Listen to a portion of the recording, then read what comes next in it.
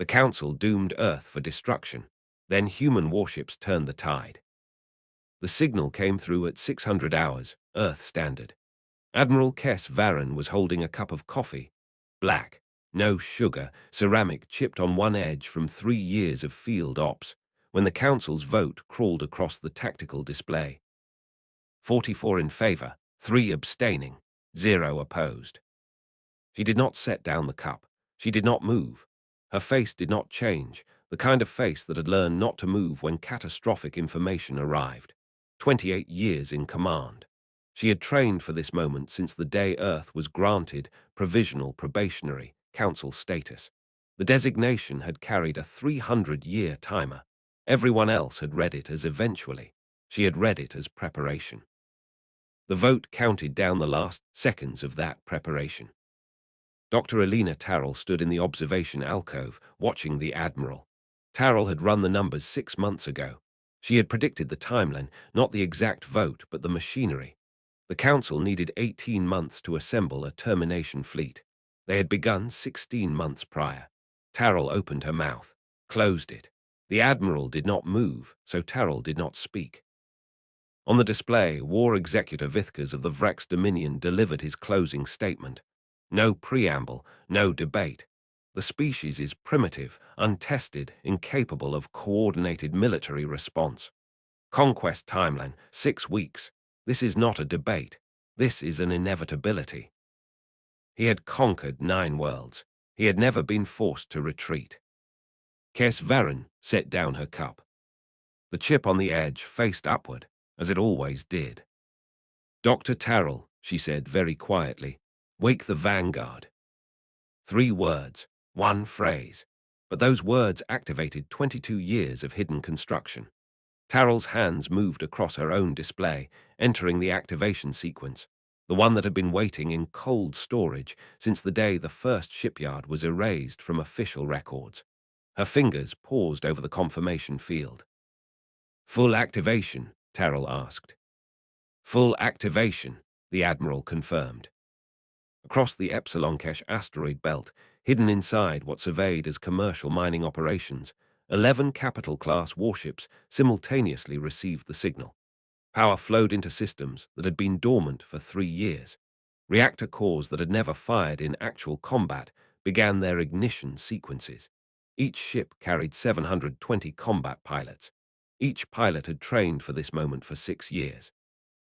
Some had trained since childhood, selected for the program before they understood what it meant. Captain Ren Voss stood on the bridge of the Meridian, the flagship of the hidden fleet.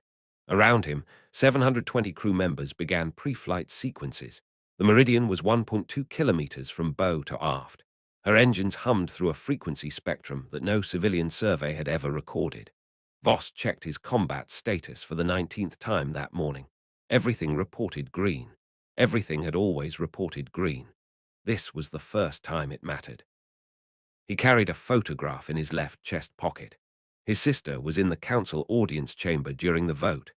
The veiled conclave broadcast all major votes to all council member worlds. Institutional transparency, they called it. His sister had watched 44 species vote to destroy the world she lived on. His sister was part of the reason the Vanguard had been built. The photograph was 14 years old. He had never shown it to anyone on crew. The 3,400 sensor buoys distributed throughout the galactic blind spots came online simultaneously. They had been dormant for 22 years, placed one by one, never in survey coordinates, always in the margins where the institutional gaze did not focus. Now they activated. They detected the Vrex Dominion Death Fleet assembling in what the enemy called staging ground morties. The buoys did not announce themselves. They simply began to record. 2,600 enemy ships, 1.4 million ground troops. A council-appointed administrator already aboard the command vessel, ready to oversee resource extraction after the population was erased. Zhexkai was taking no chances. Zhexkai was taking everything. Dr. Tarrell appeared at the Admiral's command station. All 11 ships reporting green, she said. That was the moment Kes Varren allowed herself to breathe, not to relax, to breathe. Time to interception, the admiral said. 72 minutes, Tyrrell replied. After that, it depends on what they've brought. What they've brought doesn't matter, Varren said quietly. We've been studying their doctrine for 22 years. We know what they bring. We know how they use it. We know every pattern they repeat. She paused. What they don't know is that we've been watching. Tyrrell left. The admiral sat alone in the war room, surrounded by the soft glow of tactical displays. The images showed the Vrex fleet in perfect formation, traveling at 0.2 light speed. The formation that had conquered 9 worlds. The formation that had never faced an opponent who understood its weaknesses. She thought about the 44 votes.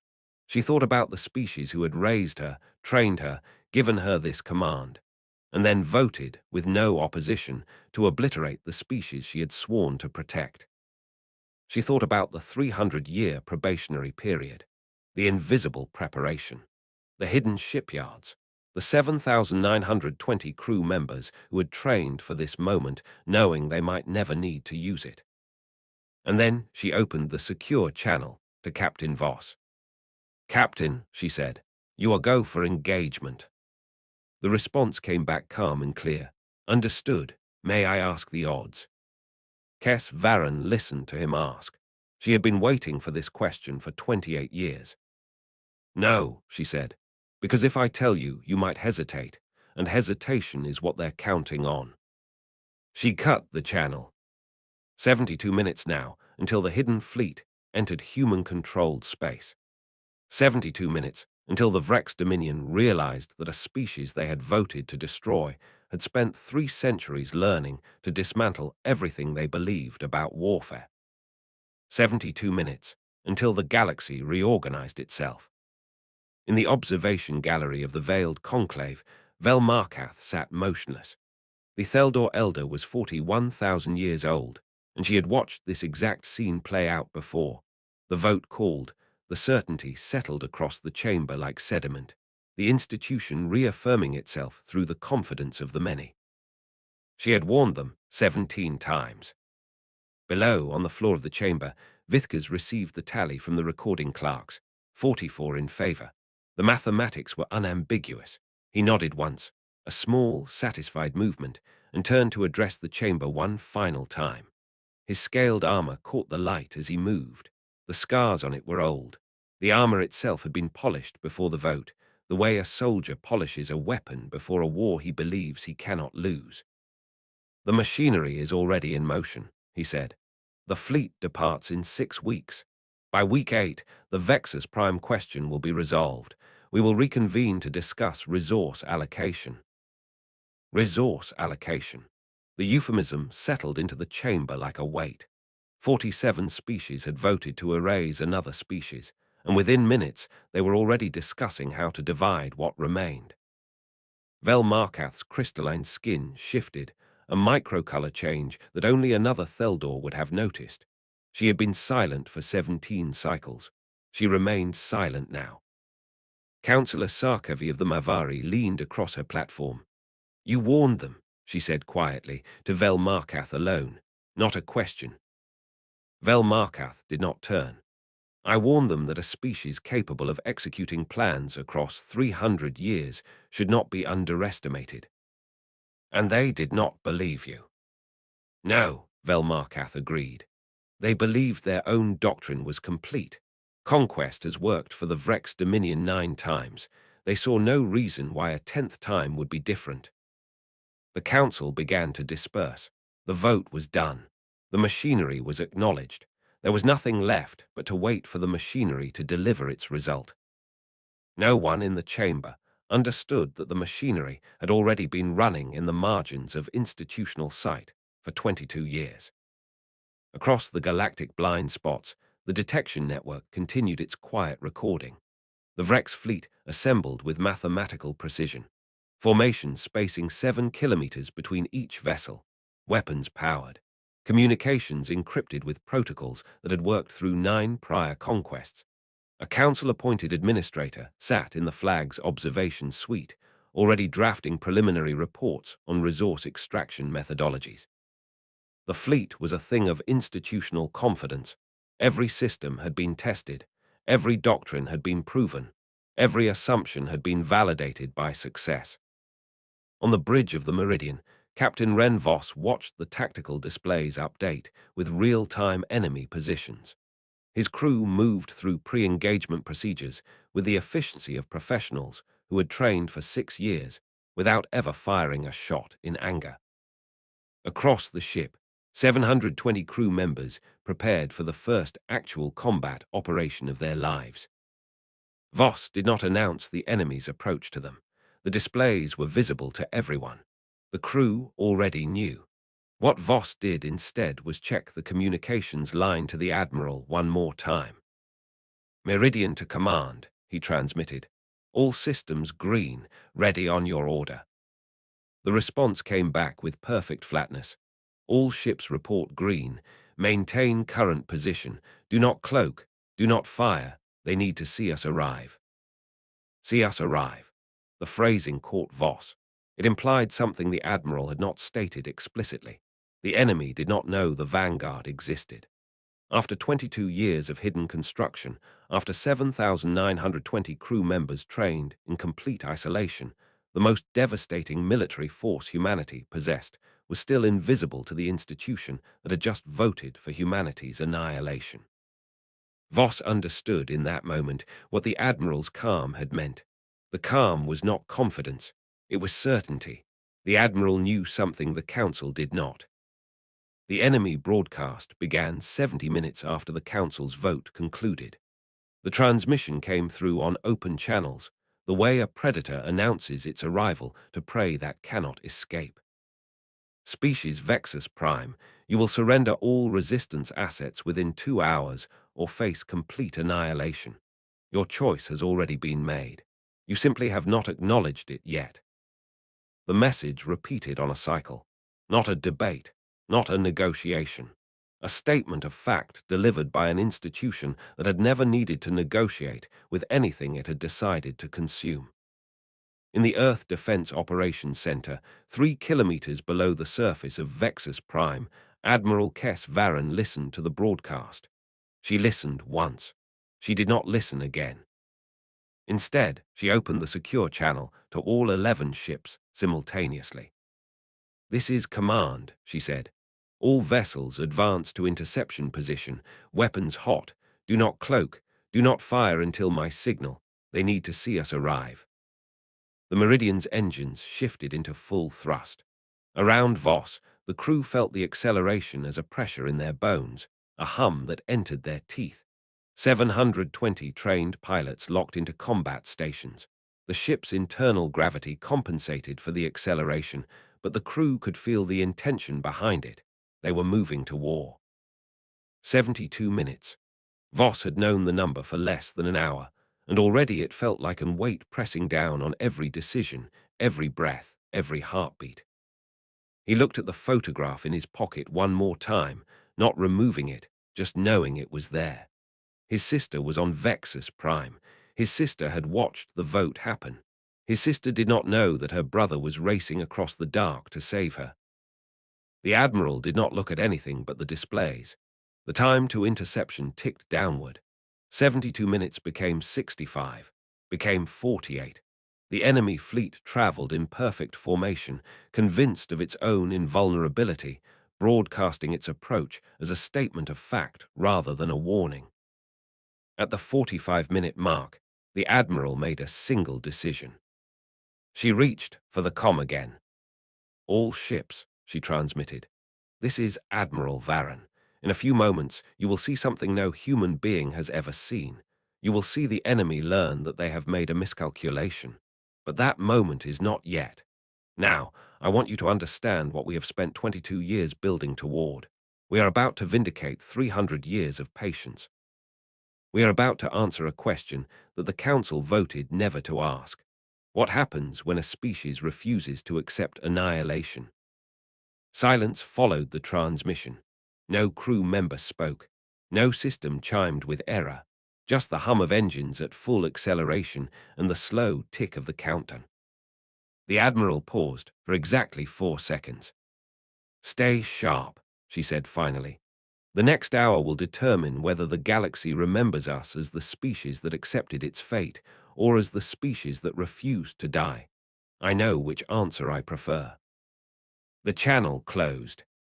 On the meridian, Ren Voss felt something shift in his chest. Not fear, not exactly, but something sharper. The Admiral had not promised victory. She had not guaranteed survival. She had simply stated a choice, as though the outcome was still undecided, as though the next moments would create the future rather than reveal it. He looked at his tactical display. 39 minutes to interception. The enemy fleet was already inside the outer sensor perimeter. They were already committed. They were already, without knowing it, walking into the one tactical scenario they had never encountered in all their prior conquests. They were encountering an enemy that had studied them completely. And they had no idea what was coming. 39 minutes became 20. 20 became 12. The countdown was no longer abstract. On the Meridian's bridge, Ren Voss watched the tactical display update in real time. The enemy formation filled the screen, 600 contacts, each one a vessel carrying troops and weapons, and the institutional certainty of an organization that had never lost. They traveled in geometric perfection. 7 kilometers of void between each ship, the spacing that had won 9 prior campaigns, the spacing that had never needed to change. Voss had spent 6 years memorizing that spacing. Weapons lock confirmed on primary targets, his tactical officer reported. Firing solutions computed. "Hold," Voss said. "Holding." The enemy had not detected them yet. The 11 human ships were positioned against the asteroid field backdrop, running at minimal power emission. Not cloaked. The Admiral had said, "Do not cloak, simply quiet." The way a species learns to be quiet when it spends 300 years practicing invisibility. The Vrex fleet broadcast its ultimatum a second time. The same message, the same cadence. The council-appointed administrator's voice underneath, calm and clerical. All resource extraction protocols are prepared and standing by. Estimated processing time for the sector, 14 months. 14 months to erase what had taken humanity, longer than recorded history, to build. Voss looked at the photograph in his pocket one more time, did not remove it, just knew it was there. "Admiral," he transmitted, "enemy fleet is 30 seconds from optimal interception range." "I see it," Varen's voice came back, flat, certain. 30 seconds. The bridge fell into the particular silence of people who have trained their entire professional lives for a moment and are now watching it arrive. 20 seconds. 10. "All ships," Admiral Kess Varen transmitted on the fleet-wide channel. Her voice did not rise. It did not need to. "Decloak and advance. Open fire on my mark." The 11 human warships emerged from the asteroid field background simultaneously. Not in a line. Not in a formation the enemy would recognize. In 3 attack vectors, each one positioned to bracket the Vrex fleet's flanks. 3 angles of approach that the Vrex doctrine had never accounted for, because in 9 prior campaigns, no opponent had ever studied their formation geometry long enough to identify its load-bearing weaknesses. "Mark," the Admiral said. The first volley fired. Nothing in the enemy formation moved immediately. The shots crossed the gap at velocities that made reaction impossible. The distance that had seemed like safety was, at these speeds, meaningless. The first volley destroyed targets at precise coordinates, not the largest ships, not the most visible ones, but the formation anchor vessels, the ships whose positions held the geometry together. When those ships died, the formation did not collapse, but it shifted. 7 kilometers of spacing became 6.8 in one sector, 6.6 in another. The geometry that had always been exact became, for the first time in the Vrex Dominion's history of conquest, imprecise. On Vithkas's command vessel, the damage reports began arriving before he had processed the sensor data. He was a warlord who had conquered 9 worlds, and he had never received a damage report in the opening seconds of an engagement. The institution of his military doctrine had no procedure for this. His staff looked to him for a response. He issued the only order his training had given him. Titan formation, counter-assault, overwhelm with numbers. It was the wrong order. The second volley was already computed. The human ships had not moved from their approach vectors. They did not need to. The second volley targeted the gaps that tighter formation would create, the compressed zones where ships would crowd closer together, where debris from the first volley was still drifting, where the doctrine reflex of a fleet that had always won would bring them. The second volley destroyed more than the first. In the Earth Defense Operations Center, Admiral Varren watched the numbers update. She did not speak. She did not need to. Her tactical officers called out positions and casualties in crisp, professional sequences. She listened, and she watched, and she thought about the 22 years it had taken to make this moment possible. She thought about the 7,920 people who had trained for this, who had given years of their lives to a mission they were not permitted to announce, who had chosen this over every other option the galaxy offered them, who had understood, without being told directly, that humanity's survival required that some of its people become invisible. She thought about the 44 votes. She thought about what it meant that the Council had voted without opposition. Not one species had stood to say, wait. Not one had asked what would happen if the species being erased had been preparing. The third volley fired. The gap in the enemy formation widened. On Vithkas's command ship, the tactical officer reported something that had never appeared in any prior engagement log. Partial formation collapse in Quadrant 7. The vessels assigned to that quadrant were attempting to recover their geometry and could not.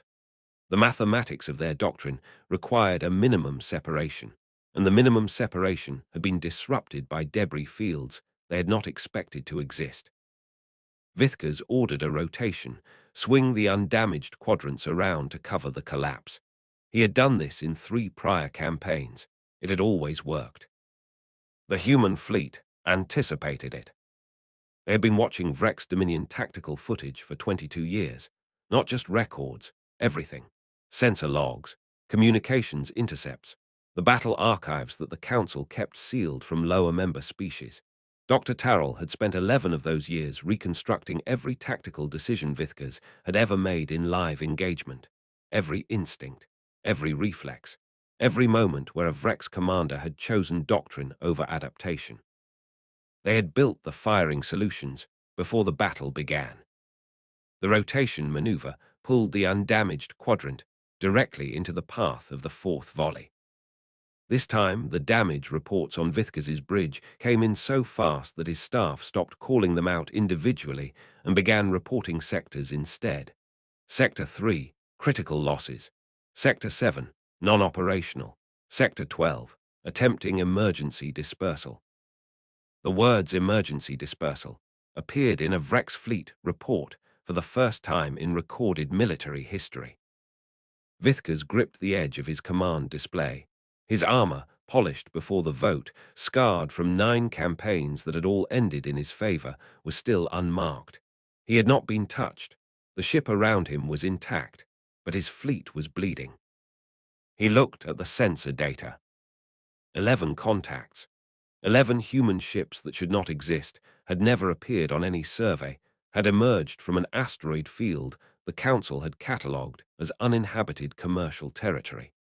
11 ships that were firing in sequences he had never encountered, hitting targets in orders that violated every principle his doctrine was built on.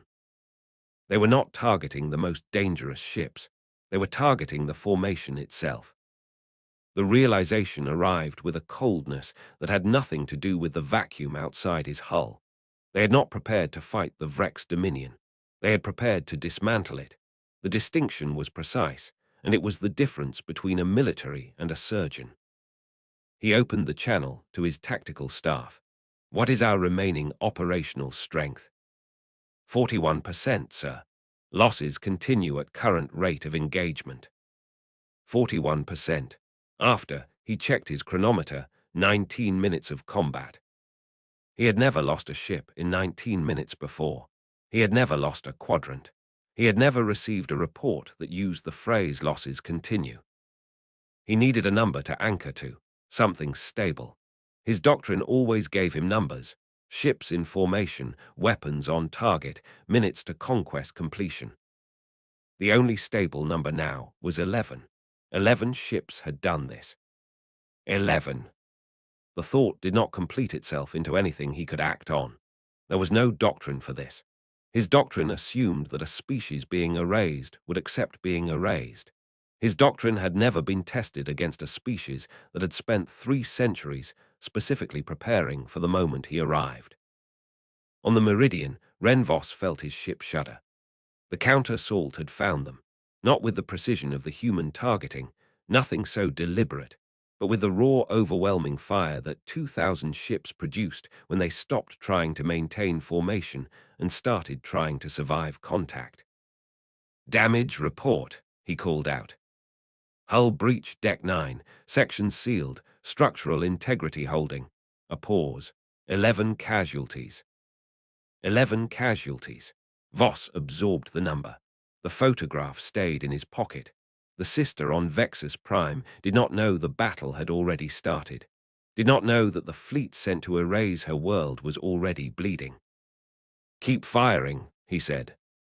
His tactical officer did not respond verbally. The firing solutions updated, and the Meridian kept working. The 5th volley went out.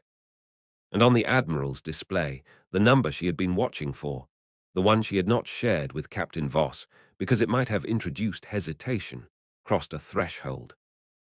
Enemy operational strength below 50%. The enemy fleet was not winning. It was not losing in a manageable way. It was being dismantled by a force it could not comprehend, using methods it had never encountered, by a species it had voted to erase 47 minutes ago. The Admiral reached for her comm. Not to speak, just to hold it, waiting for the moment when the battle stopped being a question and became an answer. That moment was very close now. The moment arrived, without announcing itself. 1 second the Admiral was holding the comm, waiting. The next, her tactical officer said, "Enemy fleet has lost formation coherence across all quadrants. Dispersal pattern confirmed. They are no longer executing doctrine." Varen set down the comm, picked up her coffee cup instead. The chip on the edge faced upward. She looked at the tactical display for exactly 3 seconds. The 2,600 contacts that had entered human space in perfect geometry were now a scatter field. Individual ships burning hard for jump coordinates. Officers transmitting retreat vectors without waiting for command authorization. The formation that had conquered 9 worlds was dissolving in real time. She had waited 22 years to see this. She looked at it for 3 seconds. Then she looked away. "Remaining enemy operational vessels," she said. "Count." 491, Admiral. Routing. She noted the number without speaking it aloud. She had known it would be somewhere in that range. She had run the projections 11 years ago with Dr. Tarrell, using the best estimates of their own fleet's capability and the most favorable reading of Vreck's doctrine. The projections had been optimistic. Reality had been slightly better than the projections. That fact, reality better than projection, was the thing Vithkas would never understand. His doctrine assumed it was dealing with a species that was improvising. What it had encountered was a species that had been calculating for longer than most of his officers had been alive. "Stand down active engagement," she said. "All ships hold position. Let them run." The firing stopped.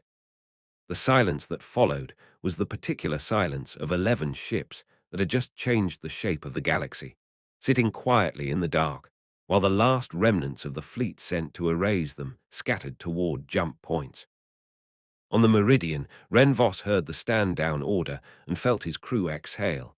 Not a single breath, but a collective one, the sound of several hundred people releasing something they had been holding for the full length of the engagement. He did not exhale. Not yet. He looked at the casualty report one more time. 11 dead on the Meridian. 11 people who had trained for 6 years, who had chosen this over every other path available to them, who had understood what they were signing for when they signed. He read the names on the report. He did not read them aloud. He held them in the same place where he held the photograph. Fleet-wide, the casualties came in. 341 total. 3 damaged vessels, all structurally sound, all recoverable. The fleet that had left the asteroid belt intact had won and was still, essentially, intact. He looked at the tactical display, the routing enemy, the void where their formation had been. He thought she knew. 22 years ago, when the first shipyard was being carved out of the Epsilon Kesh rock, she already knew this was the number they would need, and the doctrine that would break the enemy, and the window in which it would all happen. She had told him once, in the briefing that preceded their final training exercise, that the plan was not to win a battle. It was to win in a way the enemy could not process. Victory, a warlord understands, becomes a negotiating position. Victory, a warlord cannot explain, becomes something else. He had not understood it then. He understood it now. "Meridian to command," he transmitted. "What are your orders, Admiral?" 3 seconds of silence. Then, maintain position. I'm going to make a call. On the Vrex Dominion command vessel, Vithkas stood in front of a display that showed him what no display had ever shown him before. The remnants of his fleet, routing. The administrator who had been drafting resource extraction reports was no longer in the observation suite. Vithkas did not know where the administrator had gone. He did not care. He had 491 ships remaining from a fleet of 2,600. He had 1.4 million troops, and the majority of them were now aboard ships that were trying to reach jump coordinates before the human fleet changed its mind and resumed firing. The human fleet had stopped firing.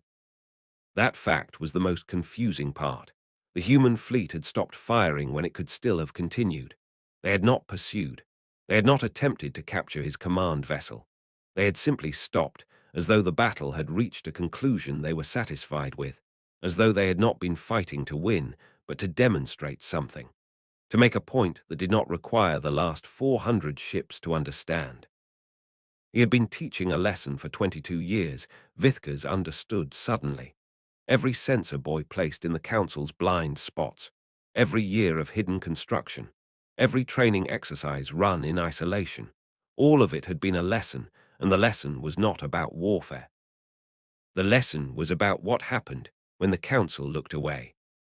He reached for the communications panel. He needed to transmit the retreat order formally. His officers had already begun executing it informally, ships jumping without orders, commanders deciding not to wait for authorization. But he needed to say the word that made it official, the word that would appear in the record, the word that no Vrex Dominion commander had ever transmitted. Retreat. He said it, he transmitted it. The word went out on the fleet-wide channel, and it felt in his chest like something structural breaking. Not pain, something more precise than pain. The sensation of a certainty that had been complete for 90 years developing its first fracture. He had conquered 9 worlds. He was retreating from the 10th. He was retreating from a species that had 11 ships. Admiral Kess Varren waited exactly 3 minutes after the last enemy vessel jumped out of human space. Then she opened the channel. Not the fleet channel, the public one. The same channel Vithkas had used for his annihilation ultimatum. The same channel the Council broadcast had used when it delivered the vote that morning. She did not stand up. She did not change her posture. She was sitting at her command station with a ceramic coffee cup and 28 years of practiced stillness, and she spoke into the channel the way she would have read a mission report. "This is Admiral Kess Varren of the Vexus Prime Defense Coalition. The Vrex Dominion invasion fleet has been neutralized. You will recall all forces from Vexus Prime space within 24 hours or face similar consequences." She paused, not for effect, to let the mathematics reach whoever was listening. "We engaged and defeated a force of 2,600 vessels with 11. The Veiled Conclave maintains 47 vessels in its own defense array. I would advise you to do the mathematics before deciding how to respond." Another pause, 4 seconds. Vexus Prime is no longer provisional. Vexus Prime is no longer on probation. This is your only warning." She released the channel. The transmission crossed the dark at the speed of light. Bouncing through the relay network the Council had built to connect its 47 member species. It arrived at the veiled conclave 3 minutes and 11 seconds after she spoke. In the observation gallery, Velmarkath heard it arrive. She heard the words once. Then she closed her eyes and heard them again, internally, the way the Theldor heard things they were not yet ready to process externally. The flatness of the voice, no triumph in it, no anger, no satisfaction that could be used against the speaker in any future institutional proceeding. Just facts, delivered with the same tone the Council used when it delivered votes. The same tone it had used that morning to deliver 44 in favor. Below, on the chamber floor, the 47 species of the veiled conclave had fallen into a silence that Velmarkath had never heard in 41,000 years of institutional attendance. She had heard debates. She had heard votes. She had heard grief and anger, and the particular sound of an institution exercising authority it had not yet been forced to question. She had never heard this silence.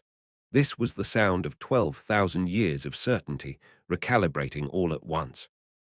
Councillor Sarkovi appeared at the railing below Velmarkath's gallery. She looked up. Her expression asked the question she did not speak aloud. Velmarkath answered it anyway.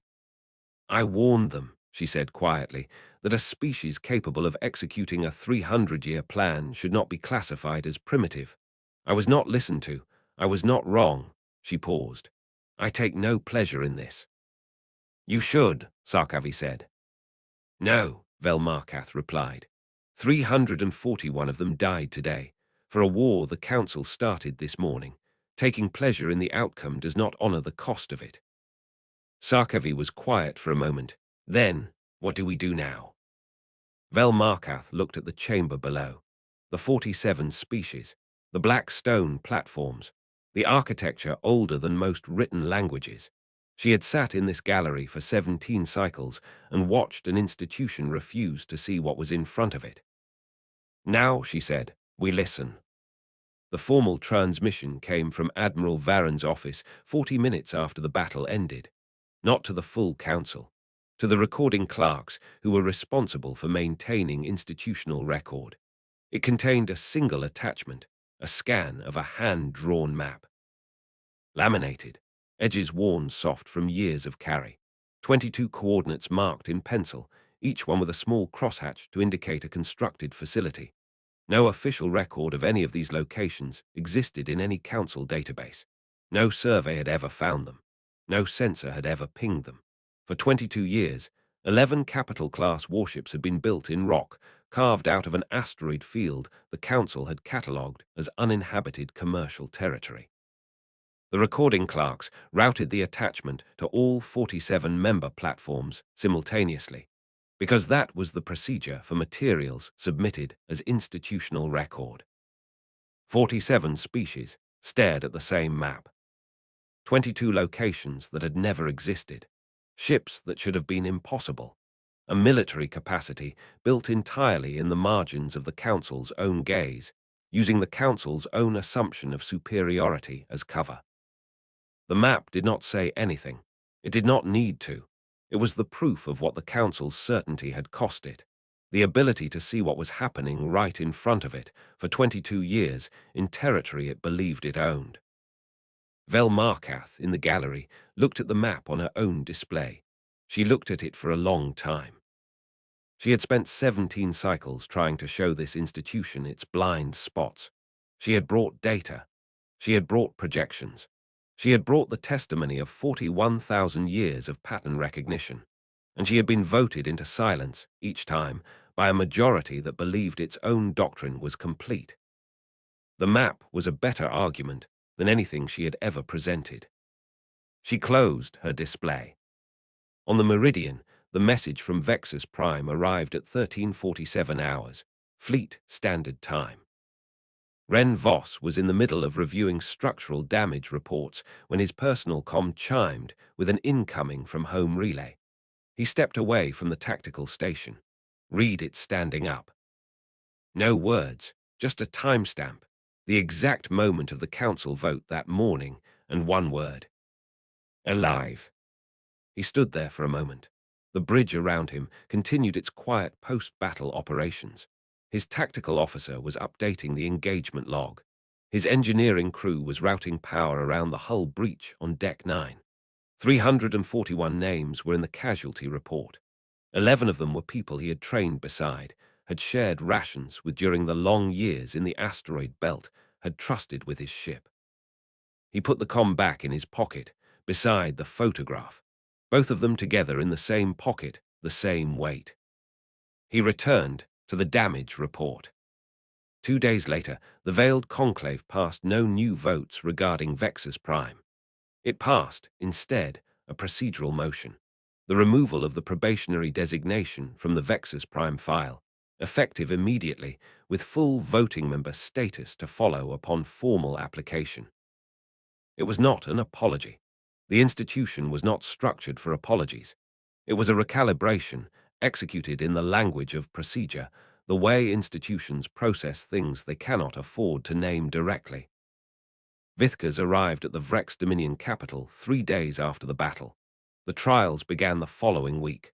The charges were administrative: failure to achieve campaign objectives, unauthorized resource expenditure, misrepresentation of enemy capability in pre-engagement assessment. No one used the word defeat. Everyone understood that defeat was what was being described. His armor, when he stood before the tribunal, still bore no marks from the battle. His ship had not been struck. He had survived intact. That would be the detail the historians noted later, that the commander who had retreated from 11 ships had done so without a scratch, that the battle had broken his fleet and his doctrine and his certainty, and his armor remained polished and unmarked, as though he had never been there at all. In the observation gallery of the veiled conclave, Vel Markath sat for a long time after the procedural vote. The chamber was emptying. Species departing for their home vessels, their diplomatic channels, their own institutional processes for absorbing what had happened. She sat and looked at the chamber floor where Vithkas had stood, less than 3 days ago, to announce an inevitability. She thought about the 44 votes. She thought about the 17 cycles of warnings. She thought about a species that had spent 300 years learning to be invisible and had chosen, in the moment it finally became visible, to let the mathematics speak instead of the anger. She thought about the map, 22 coordinates in pencil, edges worn soft from years of carry. She reached into her robe and removed a single document, a copy of the map, printed on Theldor paper that would last another 1,000 years without degrading. She had printed it herself from the institutional record the day after the battle. She folded it once, set it on the railing in front of her, left it there when she stood to go.